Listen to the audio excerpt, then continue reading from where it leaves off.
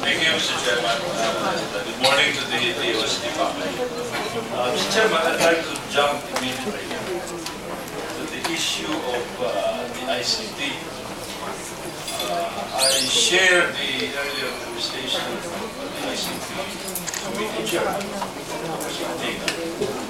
I am the author of the ICT creation bill. Also the author of the venture capital for ICT. This has been an initiative since even in the last Congress. Of course, I'm very much disappointed by the diminution of the ICT from even the commission level to adjunct the DOST. I was expecting that the government will elevate it to a full department, just like what is happening in a model economy that we're looking at, which is India. As you know, in India, there's a Ministry of Communications and Information Communications Technology. There is a Department of Information Technology, DIT. May I know the sentiment of the DOST on this development, whether this is something that the DOST recommended or just accepted, the transfer of the CICT to the DOST?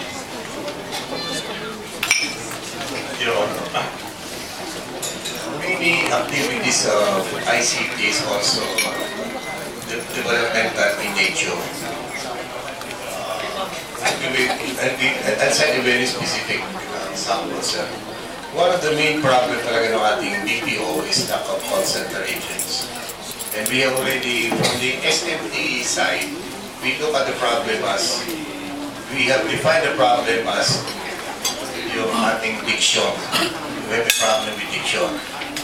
The same, we have asked some BPO, the average yield from the yung nag-a-apply is 7% or even less. But if it's less than 7% of all applicants get accepted to BPO. And the main issue talaga ito is the diction. Kasi sa amin pala, even before na-assign yung ICT sa DOST, we've already supported a program magkaroon ng software or program wherein para karaoke ito, it was really designed to be self-tutorial and will really improve the diction of the applicant, wherein we can increase the number of qualified instead of 7 magiging 50%, 100% increase sa puro self-tutorial. Ang point ko lang dito, sir, is that from SMT initiative, we can really improve the ating ICT. This is coming from the lack of formalities.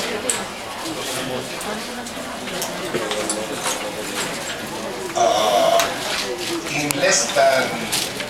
Pardon me, Mr. Secretary, for interrupting, Chairman, but I cannot comprehend where diction and science and technology are converging. I'm sorry. Because to solve the problem of diction, you need voice recognition,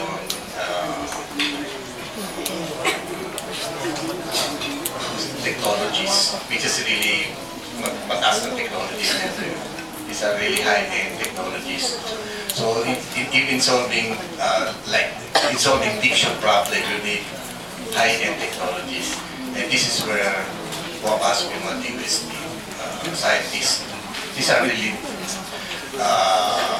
voice recognition scientists in industry, which are really developing this software program. And this is, to me, once you look at it from the SMT perspective, marami mga problema or we can help daily the IT BPO industry coming from the SMT perspective. Because we look at it differently. Solving problem like this one, concerns like this one. So in a way, mag-fit talaga din yung ICT with DOST. in that sense? Mr. Chairman, the impression that we have with regard to DOST is that it is a trailblazer in the area of R&D. We're talking about that R&D. Right now, what we are witnessing in the field of ICT, specifically in the Philippines, will be more of applications.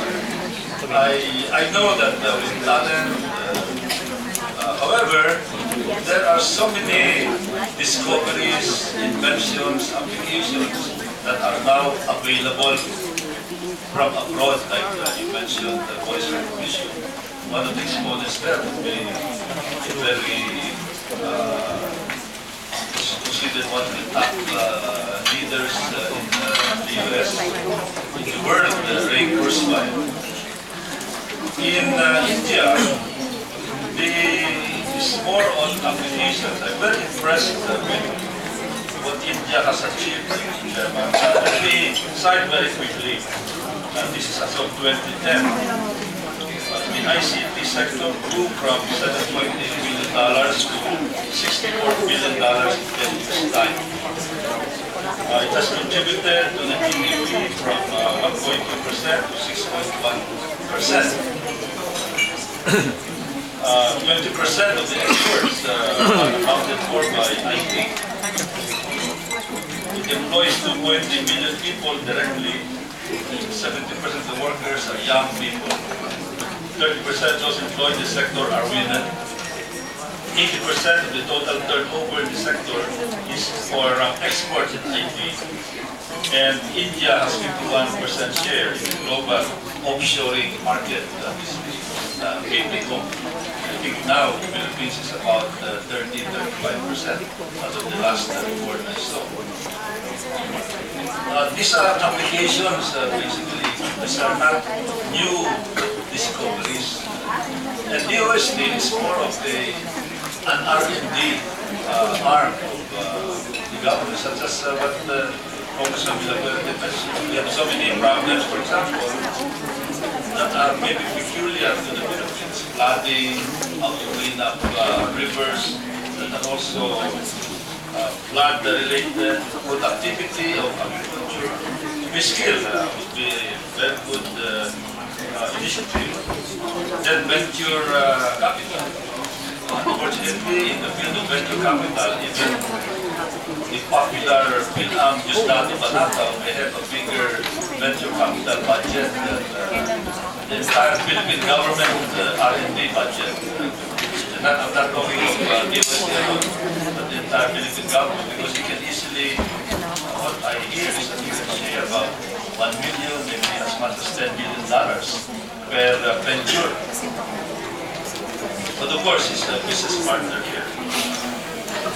So, that is our concern. This might be a step backward instead of a step forward in the field of ICT, which has a big potential. It is now even bigger than the mother agency, which is the Department of Transportation and Communications and DOTC. If you find it has killed, because of technology, it has killed and continues to kill the post office by virtue of technology. We are supposed to be marching forward, but here we are, we have the DOST saying that this is a science and technology initiative. It is science-driven, but it is application-driven also. And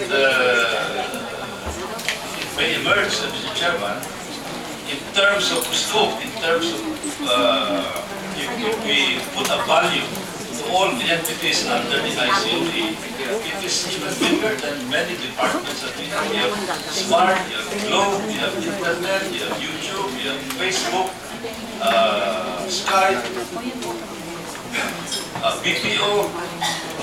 BPO is, I just saw a report yesterday that the projection is that the BPO sector by 2016 is targeting as much as, 2013 I think, targeting to reach as much as $14 to $15 billion and growing at about 20-30%. So, I am asking the DOST to determine whether they are the best steward for the ICT sector.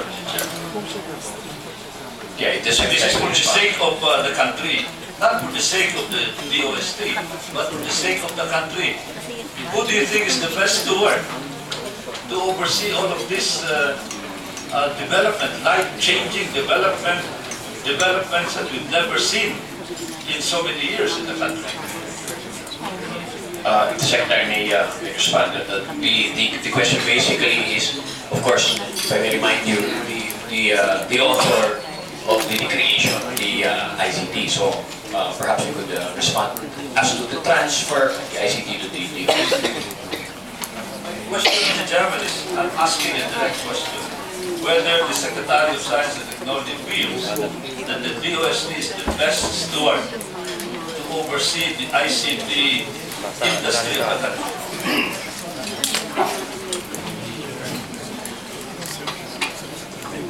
It's a very hard question because if you put the word best, but we are comfortable and we are confident that we can steer the ICT industry to